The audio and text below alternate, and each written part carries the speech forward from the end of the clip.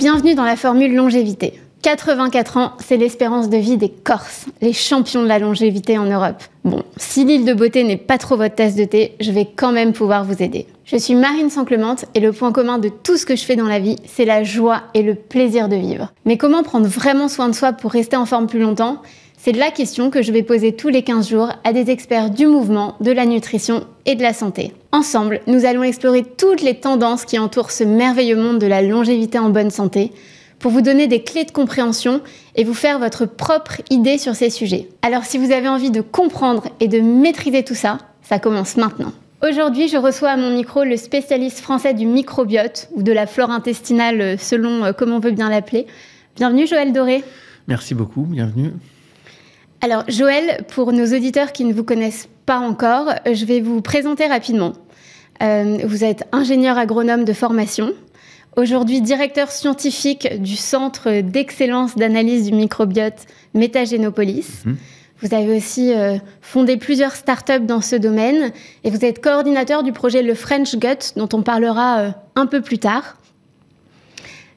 Si on avait encore un doute, votre truc à vous, c'est vraiment le microbiote. C'est le microbiote depuis mon tout début de carrière, effectivement. Et alors justement, pour qu'on parte tous avec les mêmes clés pour comprendre, est-ce que vous pouvez nous expliquer le plus simplement possible ce que c'est que le microbiote ? Alors, on est humain, on est des cellules humaines, des tissus humains, des organes humains, et en même temps, on est microbien. Chacun de nous interagit en permanence avec 50 000 milliards de bactéries et bien d'autres micro-organismes encore. Il y a des levures, des champignons, des protistes, des phages, des virus. Et donc, ces microbes sont ou constituent ce qu'on appelle effectivement les microbiotes. On a des microbes sur la peau, on a des microbes à toutes les interfaces du corps humain qui sont tournés vers l'extérieur. Donc c'est la sphère orale, respiratoire, c'est la sphère urogénitale et bien sûr le tube digestif qui est colonisé par des microbes du haut en bas. Et donc ça a été mon objet de recherche pendant toute ma carrière à INRAE. Alors, ce qui est amusant, c'est que dans l'imaginaire collectif, on se dit que si on a des bactéries, c'est quelque chose d'assez négatif.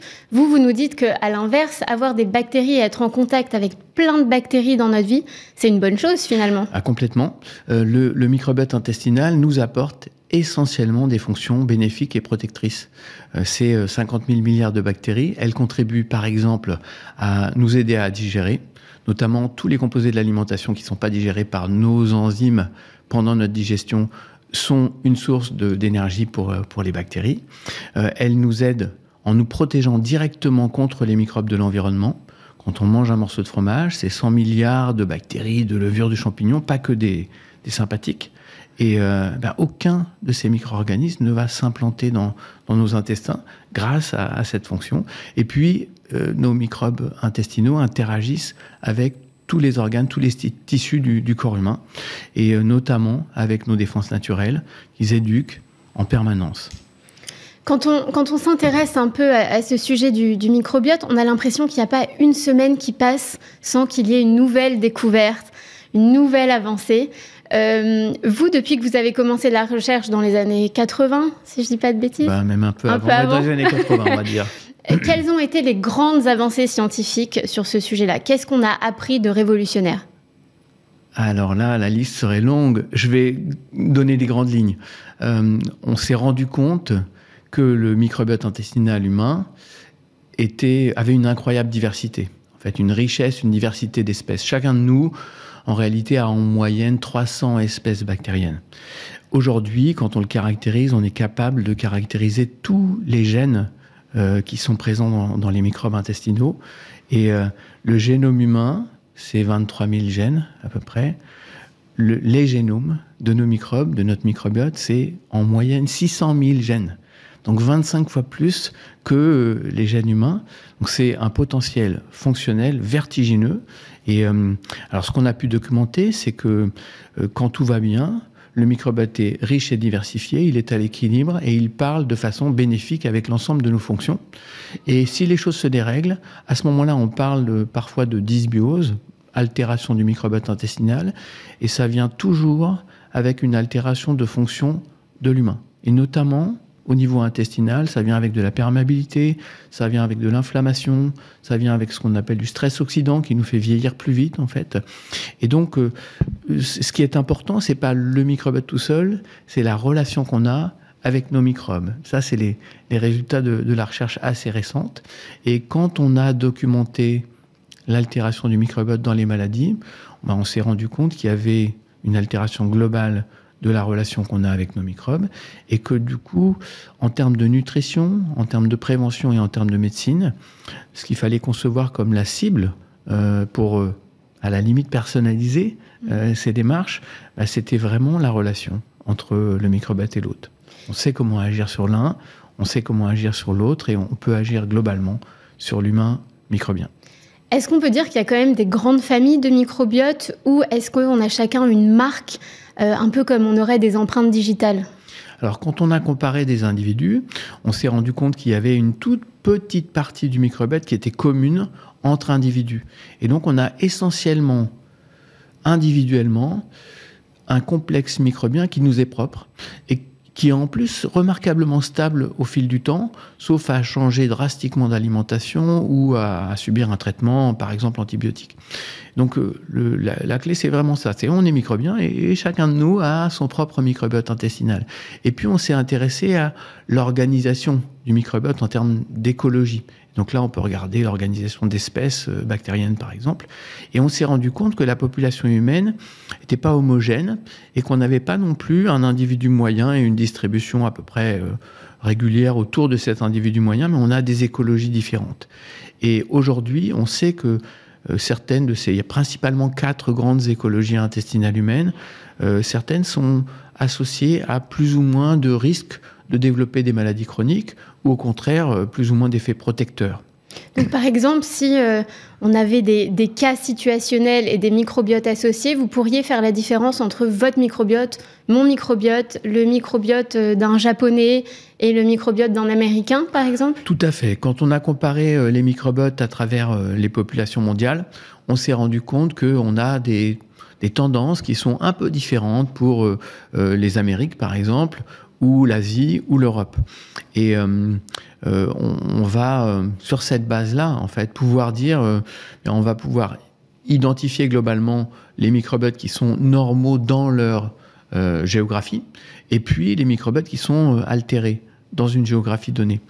Et ça va permettre d'imaginer aller jusqu'à une personnalisation, en réalité, des démarches. Et alors, pour les gens qui voyagent tout le temps, est-ce qu'ils ont des microbiotes très, très, très, très, très riches ? Alors, les données qu'on a au niveau scientifique nous disent que si on prend une population migrante, par exemple, et qu'on la voit s'installer dans un pays occidental, on a suivi, par exemple, des populations qui s'installaient aux États-Unis, et on se rend compte que quand ces populations-là s'adaptent aux habitudes alimentaires et aux habitudes de vie du pays dans lesquels ils arrivent, il y a une modification du microbiote intestinal. En réalité, il y a une modification globale de la relation des individus avec leur microbiote. Et il y a même une publication qui montre que si ces individus-là reviennent dans leur pays d'origine, par exemple des Japonais, qui migrent vers les États-Unis puis qui reviennent au Japon, à ce moment-là, il y a un retour à l'état d'équilibre initial. D'accord. Et le changement du microbiote intestinal peut être associé à un risque accru de développer certaines pathologies chroniques. En septembre 2022, vous avez lancé un projet d'envergure, le French Guts, qui s'attache, en étudiant des données génétiques, à voir quelles pourraient être les bactéries intestinales et les maladies associées. Est-ce que vous pouvez nous en dire un peu plus ? Alors, le projet, le French Gut, le microbiote français, est un projet qui vise à recruter 100 000 volontaires résidents en France. C'est pour nous la première fois qu'on atteint cette envergure, cette ambition en réalité. L'objectif est multiple, mais d'abord et avant tout de caractériser la diversité, la variabilité des microbiotes intestinaux, notamment dans les populations saines. On avait jusque-là beaucoup travaillé sur des patients dans différentes indications cliniques et assez peu sur des individus qu'on va considérer comme contrôle en bonne santé, notamment pas des Corses en fait qui vivent longtemps. Là, on s'est dit voilà, c'est l'opportunité de caractériser le microbiote de l'individu en bonne santé et de faire un petit peu la référence qui va pouvoir dans l'avenir nous servir à vraiment fixer des objectifs en termes de prévention. Et puis, bien sûr, en même temps que l'on collecte des échantillons pour caractériser le microbiote intestinal, on va poser des questions à nos volontaires pour caractériser leurs habitudes de vie, leurs habitudes alimentaires et leur état de santé, et mettre en regard le microbiote intestinal avec ses différents paramètres pour voir comment différents facteurs peuvent altérer le microbiote intestinal et comment dans la maladie le microbiote intestinal va être altéré, potentiellement en faisant une piste d'intervention pour remettre les choses d'aplomb. Alors, vous l'avez un peu dit, on sait que le microbiote est associé à des maladies chroniques. On parle de l'obésité, du diabète, de l'anxiété, même de la dépression maintenant. Quels sont les pires ennemis de notre microbiote ? Alors, le microbiote est très lié aux défenses naturelles, à l'immunité. Et donc, il va falloir, quand on pense quels sont les pires ennemis de notre microbiote, prendre en compte à la fois ce qui est directement actif sur le microbiote intestinal et ce qui est indirectement actif à travers des effets sur l'intégrité de l'intestin, sur notamment la perméabilité intestinale, sur les défenses naturelles. Et donc, qu'est-ce qu'on peut envisager ? Bien, dans l'alimentation, les pires ennemis vont être la réduction drastique de l'apport de fibres alimentaires, par exemple. Les fibres alimentaires sont une source d'énergie pour nos microbes. Ben, si on diminue fortement nos apports de fibres alimentaires, on met nos microbiotes à jeun et ça va entraîner une perte drastique de diversité. Quand on compare des populations qui sont encore aujourd'hui à l'écart de la modernité avec les populations occidentales, on se rend compte que nous, en Occident, on a perdu jusqu'à 50% de la richesse et de la diversité de nos microbiotes intestinales. Et c'est associé à un risque accru de développer des maladies. Et puis, il y a ce qui va indirectement agir. Donc, c'est par exemple l'apport de protéines animales ou d'origine animale en grande quantité, parce qu'elles ne vont pas être totalement digérées, et à ce moment-là, elles vont nourrir nos microbes. Et ce que le microbiote intestinal fait sur les protéines animales, c'est un mécanisme de fermentation qu'on appelle la putréfaction. Donc ça conduit à la production de toxines, et donc c'est néfaste pour l'organisme. Et puis on a aussi d'autres effets potentiels. En fait, si on boit de l'alcool, par exemple. J'allais y venir. Le vin. Quel est l'effet du vin sur le microbiote ? Je pense surtout à alcool fort quand je dis alcool. Ça a un effet sur la perméabilité intestinale, directement, et assez rapidement, ça induit un petit cercle vicieux qui fait que les choses vont s'aggraver. En fait, il y aura plus de perméabilité.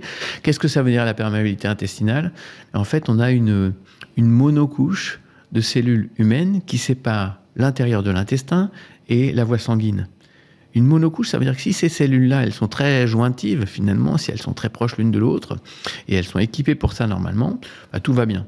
Si elles s'écartent, elles laissent passer parfois des bactéries entières, souvent des petites molécules produites par les bactéries ou dans l'intestin. Et donc ça va entraîner une réaction qui est néfaste pour l'organisme. En fait, on va avoir potentiellement une source d'inflammation. Et donc, l'alcool a cet effet-là. Pour le vin, finalement, un verre de vin par jour, qui est presque une recommandation aujourd'hui, ça va apporter des polyphénols, et qui sont des composés qui sont protecteurs, anti-inflammatoires, antioxydants, donc pas si mauvais que ça en fait pour l'écosystème intestinal, potentiellement même bénéfique, alors que trop c'est trop d'alcool en tant que tel, et donc là c'est une altération de la paroi intestinale. Donc le régime vin-fromage finalement c'est pas si pire. Alors non, c'est pas terrible, c'est pas dramatique, mais par contre le fromage en lui-même apporte beaucoup de composés de type corps gras qui sont saturés. Et donc les corps gras saturés, c'est aussi indirectement des effets qui sont pas très très bénéfiques par rapport à ce qui peuvent être les huiles comme l'huile de colza ou l'huile d'olive par exemple, qui apportent des acides gras insaturés, voire polyinsaturés, et qui eux sont très très bénéfiques pour la paroi intestinale et qui peuvent être anti-inflammatoires. Est-ce que le stress, le manque de sommeil et toutes ces choses liées à des modes de vie un peu effrénés peut jouer aussi? Alors la psychologie joue également sur le microbiote intestinal à travers un axe hormonal. Donc c'est à travers le cortisol. Le cortisol pour l'organisme humain, c'est l'hormone de stress. Et quand on a un stress, eh bien, on a immédiatement une production qui augmente en termes de cortisol et ça va induire directement une augmentation de la perméabilité intestinale. Donc on voit bien comment ça peut entraîner plus de passage vers le sang, un petit peu d'inflammation, du stress oxydant qui vient avec l'inflammation.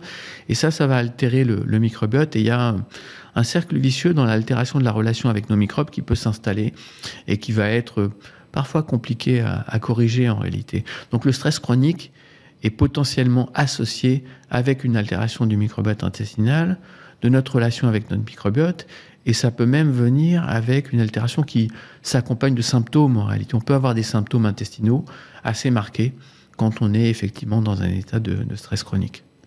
Alors on a parlé des fibres, est-ce qu'il y a d'autres ingrédients un peu magiques pour nourrir son microbiote?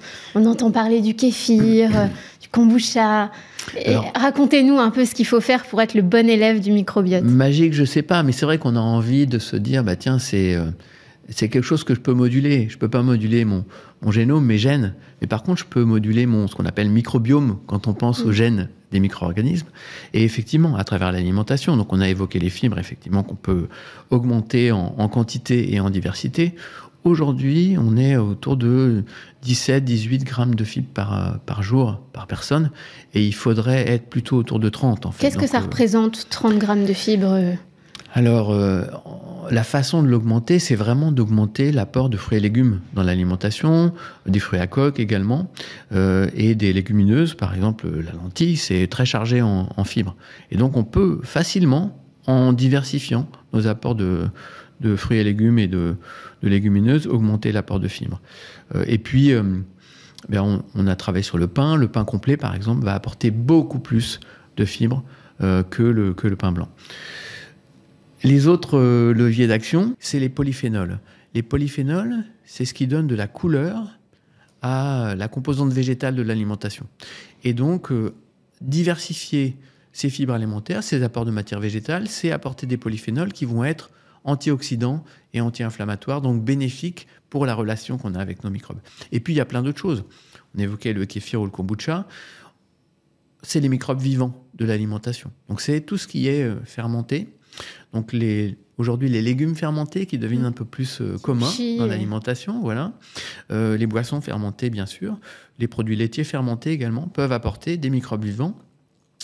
Et sans qu'on ait une évidence de l'apport individuel de certaines bactéries qui vont avoir des effets reconnus, quand on apporte à travers le kéfir des microbes vivants, c'est au moins 50 espèces différentes de bactéries et de levures. Et donc, il est tout à fait possible que certaines d'entre elles apportent des effets bénéfiques.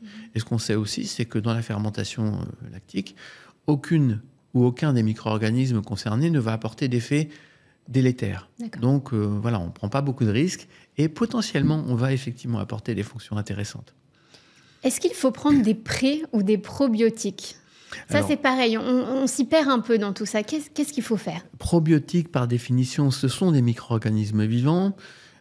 La définition officielle qui, apportés en quantité appropriée, vont effectivement contribuer à des fonctions bénéfiques. Ça suppose que la science a documenté ces effets bénéfiques. Donc, probiotiques, microbes vivants. Prébiotiques, c'est des molécules. En réalité, c'est des composés qui vont potentiellement apporter une source d'énergie pour nos microbes intestinaux et donc qui peuvent stimuler certains micro-organismes de façon bénéfique. Est-ce qu'il faut en faire ? En réalité, la science aujourd'hui documente vraiment bien les bénéfices qu'on peut attendre du régime méditerranéen, de différents régimes traditionnels en réalité. Et dans le régime méditerranéen, on va retrouver des choses qu'on a mentionnées, l'apport riche et diversifié de fruits et légumes, l'apport d'acides gras polyinsaturés, qui apportent des oméga-3 qui sont protecteurs, les polyphénols avec la couleur, et les microbes vivants également. Donc finalement, on peut dire aujourd'hui, on devrait davantage se soucier d'un apport, d'un régime proche du régime méditerranéen ou du régime crétois, plutôt que de se dire, tiens, il faut que je compense un défaut à travers un apport spécifique de probiotiques ou de prébiotiques, sauf à vouloir pallier un défaut de notre relation avec nos microbes qui est vraiment documenté, identifié par un nutritionniste ou par un médecin, par exemple. On sait que les cures d'antibiotiques ont des effets assez désastreux sur la flore intestinale. Comment on s'en remet ? Alors, un antibiotique, une cure d'antibiotiques, une seule, en fait, pendant quelques 4 à 10 jours, va avoir un effet drastique sur le microbiote intestinal dominant. Ce que ça veut dire, c'est que les microbes dominants habituellement sensibles aux antibiotiques vont être défavorisés, vont se multiplier moins vite et donc potentiellement être sous-dominants pendant la prise d'antibiotiques. Par contre, le microbiote intestinal, sur une cure d'antibiotiques, il est résilient, c'est-à-dire que quand on arrête, 1 mois à 2 mois après, il va revenir à son état d'équilibre initial. Et quand on analyse le microbiote avec nos outils assez performants aujourd'hui, finalement, on se rend compte que c'est les mêmes espèces qui reviennent en dominance. Donc, pour un individu donné, après un traitement, on retrouve notre état initial en termes de microbiote. Par contre, si on a des traitements antibiotiques chroniques ou dans les périodes précoces de la vie, à ce moment-là, on peut avoir un effet durable. On peut éliminer définitivement certaines espèces bactériennes du microbiote intestinal et à ce moment-là, avoir des effets délétères sur le long cours. Et on parlait de probiotiques. On a effectivement quelques probiotiques qui ont été suffisamment bien documentés par la recherche scientifique pour être recommandés par les organisations mondiales de gastro-entérologie comme pouvant être associés au traitement antibiotique pour augmenter la résistance, donc entraîner une moindre modification, et la résilience, donc accélérer la récupération du microbiote après le traitement. C'est le cas d'une levure, par exemple, Saccharomyces boulardii, et c'est le cas d'une bactérie, Lactobacillus rhamnosus GG, qui est recommandée par nos gastro-entérologues en association au traitement antibiotique parce qu'il nous protège en fait des effets potentiels durables du traitement antibiotique. Alors, quand des problèmes persistent, il y a quand même des solutions qui existent. Je pense qu'il est temps de plonger dans le glamour et de vous demander qu'est-ce que c'est que la transplantation fécale ? Alors, le transfert de microbiote fécal, je préfère dire transfert parce que transplantation fait penser à une transplantation d'organes. Quand on transplante un organe, l'objectif est d'installer toutes les cellules du transplant qu'on va administrer.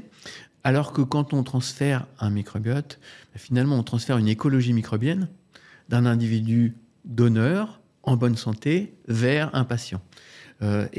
Toutes les bactéries, toutes les espèces bactériennes qu'on va administrer ne vont pas s'implanter. En fait, dans une écologie, ça fait un tri et la nature décide et finalement tout ne va pas s'implanter. C'est pour ça que le transfert est plus approprié.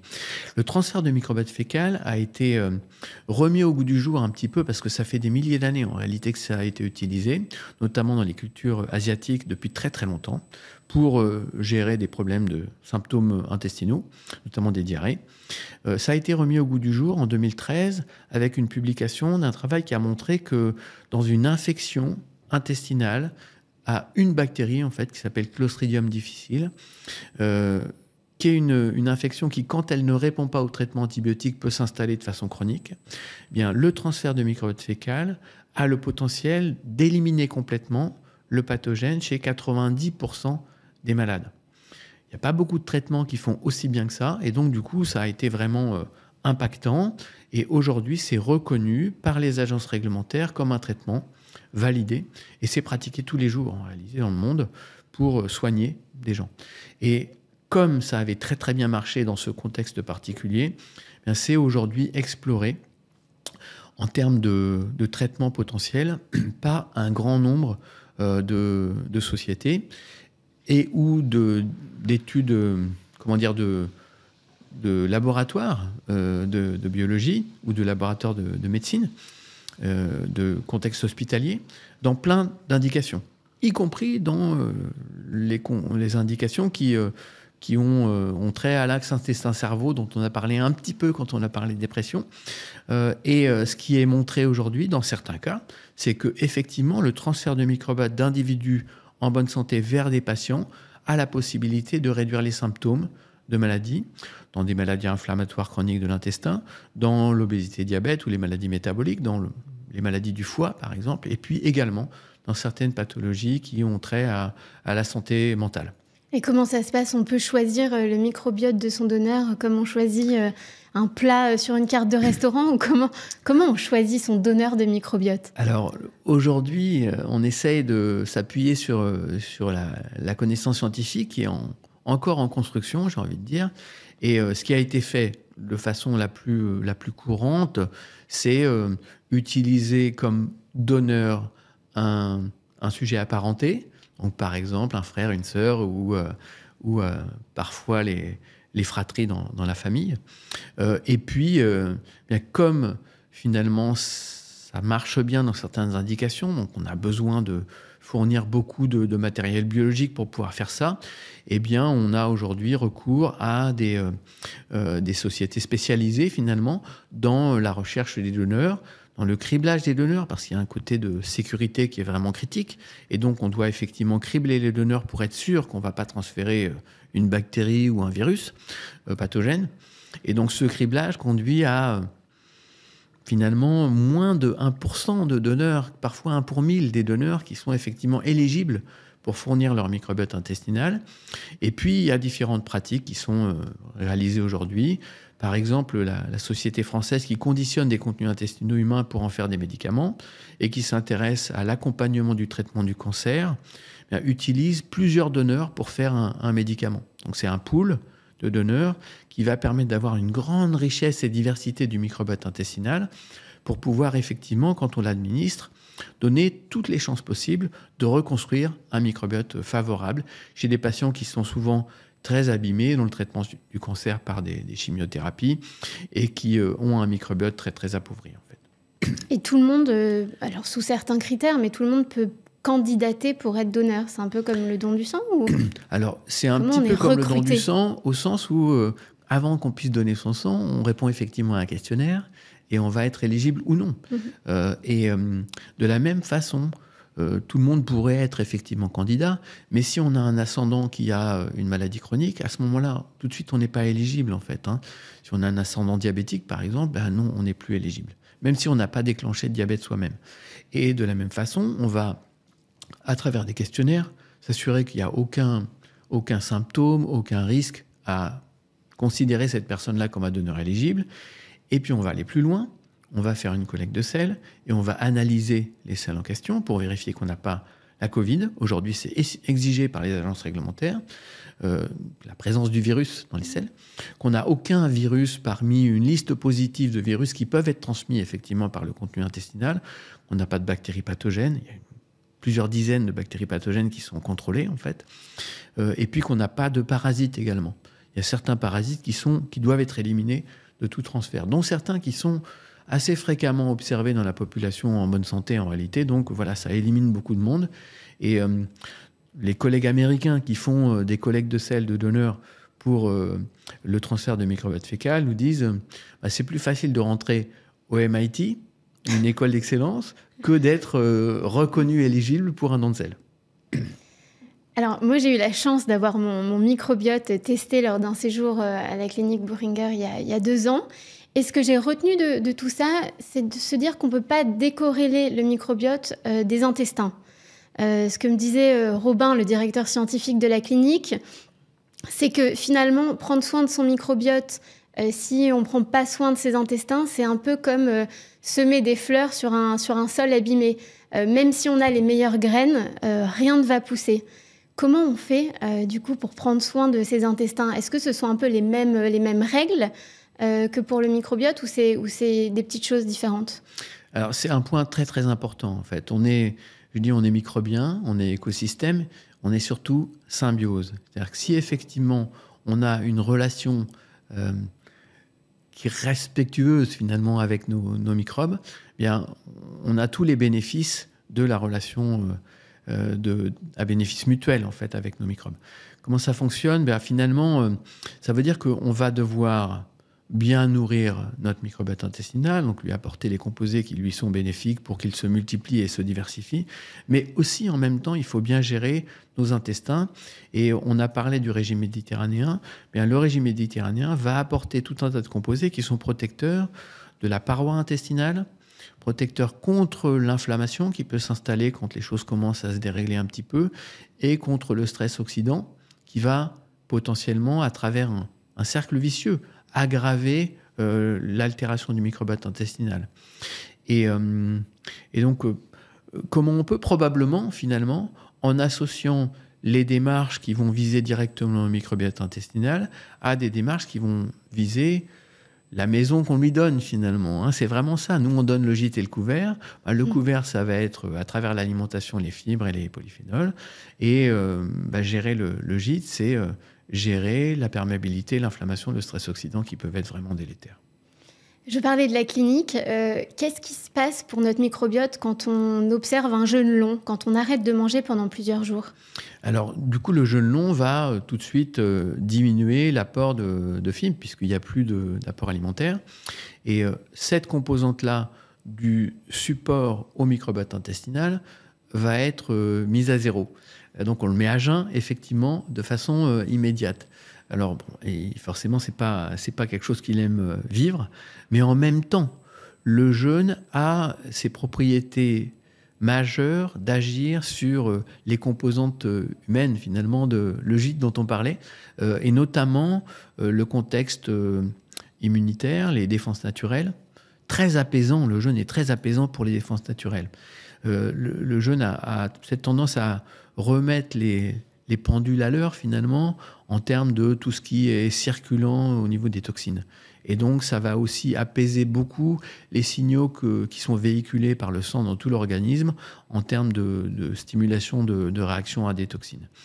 Et donc, cet effet-là va être un effet bénéfique pour la paroi intestinale et nos défenses naturelles. Et ça, c'est, comme on le disait, bénéfique pour la symbiose et pour le microbiote intestinal globalement. Et je pense qu'on peut tout à fait imaginer que agir à travers le jeûne, même si ce n'est pas intuitivement ce qu'on aurait envie de faire pour le microbiote intestinal, va être à terme bénéfique finalement pour la reconstruction d'un microbiote intestinal avec tous les paramètres de l'humain apaisés finalement autour de lui. On voit de plus en plus, et je reçois même des publications ciblées et sponsorisées sur Instagram maintenant, de tests pour tester son microbiome à la maison. Qu'est-ce que ça vaut ? Alors, la difficulté qu'on a par rapport à ça, c'est que les tests qui sont proposés aujourd'hui ne sont pas standardisés. Qu'est-ce que ça veut dire pas standardisé ? Ça veut dire que si je prélève mon microbiote à travers un morceau de sel, en fait, et je l'envoie à 3 laboratoires différents, je vais avoir 3 résultats différents. Ça veut dire plusieurs choses. Ça veut dire que on peut mettre en question un petit peu ces résultats-là. Qu'est-ce que ça va me permettre d'en penser ? Et puis surtout, ça veut dire que la médecine ne peut rien en faire. Donc ça veut dire que finalement, l'utilité des tests tels qu'ils sont pratiqués aujourd'hui peut être questionnée pour une utilisation clinique. Par contre, si je suis curieux, si j'ai envie de savoir quelle est la tête de mon microbiote intestinal, si je veux ce selfie de l'intérieur, pourquoi pas avoir recours à ce service finalement qui m'est proposé. De la même façon que quand il a été possible de séquencer le génome humain, les gens ont effectivement payé quelques centaines de dollars à l'époque pour avoir le séquençage de leur génome et savoir quels étaient leurs ascendants potentiels. Voilà, on peut effectivement tout à fait imaginer que pour la curiosité de l'humain, il n'y a pas de raison de se priver de ça. Par contre, il n'y a pas vraiment aujourd'hui encore d'utilité clinique. Mais la science évolue beaucoup dans ce domaine. Nous avons nous-mêmes, au niveau de nos laboratoires, contribué à la mise en place de standards qui permettent aujourd'hui de se dire, tiens, on va pouvoir effectivement répondre à ce besoin médical. Et on est, à mon sens, à quelques années de l'utilité clinique du test du microbiote intestinal. Il faudra des grands nombres, donc les études de grandes cohortes qui se développent aujourd'hui vont aider à avoir ces grands nombres comme référence, et puis il faudra démontrer l'utilité clinique du microbiote intestinal dans tel ou tel indication dans tel ou tel contexte médical, finalement, où ça va pouvoir servir au médecin en prenant en compte le fait que son patient n'est pas juste humain, il est humain microbien. Oui, exactement. Ce que j'ai du mal à comprendre, c'est qu'on voit bien que le microbiote est un élément fondamental dans l'étude de notre état de santé général. Donc pourquoi on n'a pas accès plus facilement à ces analyses? Pourquoi on ne peut pas simplement aller dans le laboratoire du coin, nous faire tester? Ça va venir. Honnêtement, je suis convaincu que ça va venir. Alors, il y a quand même des complexités à mettre ça en place. Donc, les standards, on l'évoquait, il faut que ce soit analysé de façon vraiment robuste pour que, si c'est fait par 2 laboratoires de biologie différents, ça donne le même résultat. Puis je pense que ça répondra au contexte habituel de la médecine, c'est-à-dire que si le médecin prescrit, on ira dans le laboratoire de biologie d'à côté, on donnera notre échantillon et c'est le laboratoire de biologie qui produira la donnée et qui l'analysera pour donner l'information au médecin. Comme on analyse le cholestérol ou les triglycérides sanguins aujourd'hui, en fait, de la même façon, avec probablement des tests qui seront ajustés en fonction des difficultés, des problèmes, des conditions médicales dans lesquelles on sera. Pour les gens impatients comme moi, vous dites ça viendra, c'est quoi? C'est dans 2 ans, dans 5 ans, dans 10 ans? Alors aujourd'hui, il y a quelques sociétés qui se penchent sur la question, dont une société française dont je suis le cofondateur, donc je suis un petit peu en lien d'intérêt. Je vous mets pas de pression, mais... Non, mais la vision que l'on peut avoir, c'est qu'on est à quelques années en réalité. Il faut effectivement que ce soit pris à bras-le-corps par un laboratoire de biologie, parce que c'est vraiment lui qui est l'interface avec le binôme médecin-patient, et qui devra répondre à cette demande prescrite par le praticien. Et puis, il faudra aussi quand même, pendant quelques années, qu'on construise la science qui démontrera que si le médecin prend en compte le microbiote, sa prise en charge du malade est meilleure finalement. Elle va conduire à une guérison plus rapide, ou elle va conduire à un état de santé, globalement à un bien-être, une qualité de vie supérieure plus rapidement que s'il ne prend pas en compte cet élément-là. Et donc, voilà, c'est de la démonstration, ça passe par des essais cliniques, et donc ça met un petit peu de temps. Mais on est à quelques années d'être en situation, à minima en situation, de faire cette démonstration. Et il y a un domaine dans lequel, finalement, les attendus sont majeurs, c'est le domaine du traitement du cancer. On a pu montrer récemment que dans le traitement du cancer, notamment par l'immunothérapie, la photographie du microbiote intestinal est prédictive de la réponse au traitement. Or, en population générale des patients, seulement 50% des patients répondent au traitement.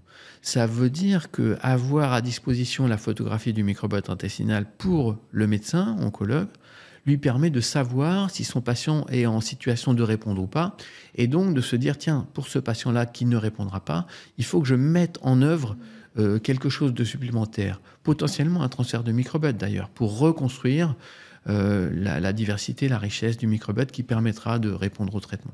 On touche bientôt à la fin de ce podcast et j'aimerais vous demander, Joël, votre avis sur une affirmation qu'on entend souvent, le ventre est notre 2e cerveau. Est-ce qu'on peut dire ça? Est-ce que c'est correct de dire ça? Alors Marine, on dit le ventre est notre 2e cerveau d'abord et avant tout parce qu'il est rempli de neurones, donc de cellules nerveuses. On en a forcément beaucoup dans le cerveau, mais au niveau de la paroi intestinale humaine, il y a autant de neurones que dans le cerveau d'un chat ou d'un chien en réalité. Donc on a beaucoup de neurones, c'est pour ça qu'on dit que c'est le 2e cerveau. En même temps, ça évoque aussi le fait que les intestins interagissent avec le cerveau, celui d'en haut, et notamment il y a plein de voies, de mécanismes finalement, de liaison du bas vers le haut. On savait qu'il y avait des liaisons du haut vers le bas, du cerveau vers l'intestin, et notamment à travers le stress qu'on a évoqué. Mais il y a une voie nerveuse, le nerf vague, qui est une canalisation principale de transfert d'un flux nerveux de l'intestin ou de la zone intestinale vers le cerveau. Mais il y a aussi énormément de signaux qui passent par la voie sanguine, signaux au sens petites molécules, qui sont produites par des cellules humaines, notamment des cellules spécialisées de la paroi intestinale. C'est elles en grande partie qui nous signalent le fait qu'on n'a plus besoin de manger, qu'on a assez mangé, donc la perception de satiété, ça passe par ces signaux-là. Il y a des cellules de nos défenses naturelles qui produisent effectivement tout un tas de composés notamment de composer des signaux inflammatoires, et qui, au niveau du cerveau, peuvent entraîner de la neuroinflammation, donc vraiment être délétères dans le fonctionnement du cerveau.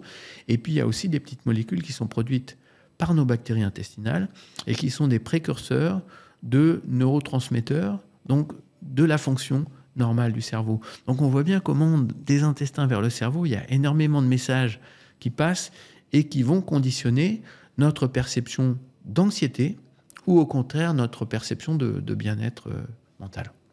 Alors, avant de se quitter, je vais vous poser ces 3 petites questions signatures de la formule longévité, des questions auxquelles je vais vous demander de répondre aussi instinctivement que possible. Vous êtes prêts ? Allons-y. Alors, si vous pouviez remonter le temps et revivre une année de votre vie, quel âge choisiriez-vous et pourquoi ? Alors, on vient de parler beaucoup de microbiote, donc je vais rester axé sur ma carrière. Et je pense que il y a une dizaine d'années, on a montré que effectivement le microbiote conditionnait la possibilité de l'individu à répondre au traitement du cancer. Et pour moi, c'est vraiment un tournant. C'est un tournant dans la prise de conscience que ce qui compte, c'est pas juste le microbiote, c'est vraiment la relation qu'on a avec nos microbes, puisque dans ce contexte-là, ce qui compte, c'est le rôle que peuvent jouer les défenses naturelles pour éliminer les cellules cancéreuses. Et le microbiote parle avec ces cellules et leur dit allez-y, cassez le cancer, ou au contraire, il n'est pas capable de le dire.